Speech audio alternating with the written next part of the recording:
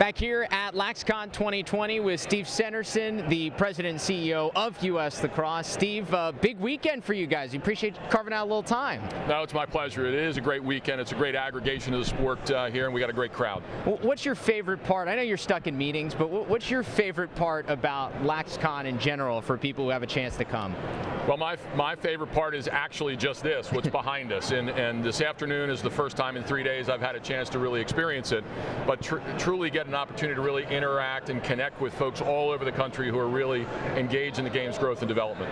How do you guys continue to try to grow this event in particular as the sport evolves and different companies and technology evolve and trying to get different people involved? Yeah, it's a big challenge because the timing of the year is a consideration, and certainly location is a consideration, and it's not inexpensive to get to any one location, especially if you're a grassroots coach or official or administrator. Yeah. So we're constantly getting feedback from those in attendance and from our constituencies across the country to give us some good perspective on what they think is best for timing and location and quality of experience. And so next year, Baltimore, right? Is that you're going back to Baltimore? Back to Baltimore. We toggle back from Philly to Baltimore, and it's been pretty good for us. When you look at U.S. Lacrosse as a whole, we had an opportunity to see the U.S. men's national team and the U19 roster down in San Antonio for the spring premiere. Where's the national team brand at the moment when you look at where you want to be in the future? Yeah, I mean, I think the national team is an asset that we have that has great up-end possibilities. Our focus is on grassroots development and on community development, growing the base and improving the quality of experience for kids to play this game. But we think the national team platform is such an aspirational platform to get the best players, certainly in our country and most of the best players in the world, out there in front of more kids and families is critical. So we'll continue to invest in that platform moving forward. Oh, and I thought it was so cool in San Antonio. You're in a place that doesn't know a ton about lacrosse, and the stands were packed there at Incarnate Word. It was a great crowd, especially on Saturday, and a great youth clinic that happened before as well. Well, yeah, I mean, the sport is screaming for more opportunities in so many more markets in that regard, and San Antonio is great, and we want to get that team and those players out to many more markets over time. With the Olympic movement, and that's been a buzzword. We've talked about it all throughout the weekend.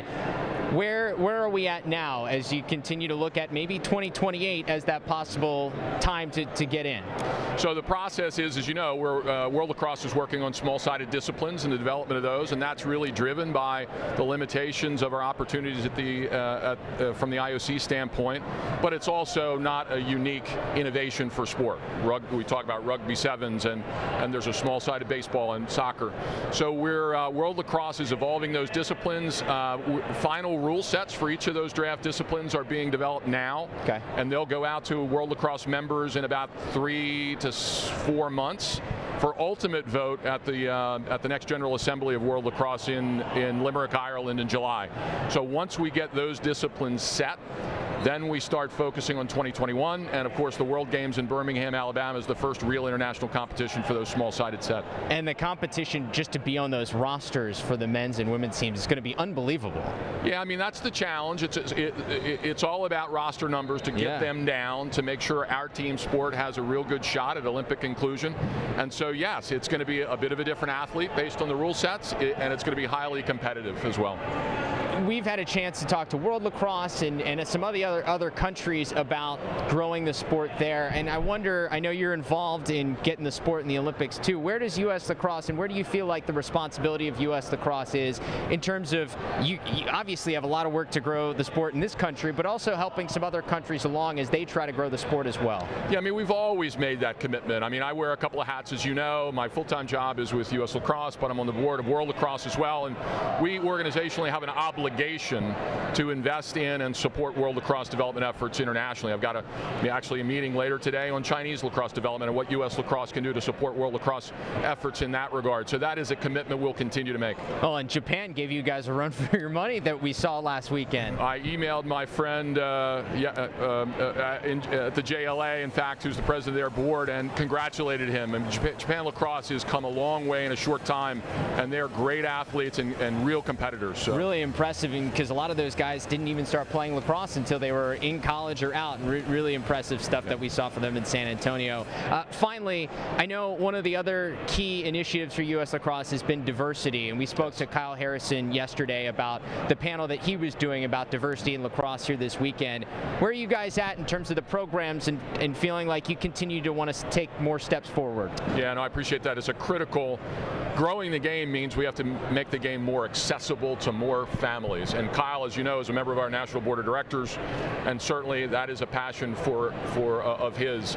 It is essential for us to invest more and more dollars and time and effort into diversifying the game, both by geography and socioeconomic demography, and to really create far greater collaboration in our sport among the stakeholders, the industry, the pro leagues, our stakeholder organizations throughout the country.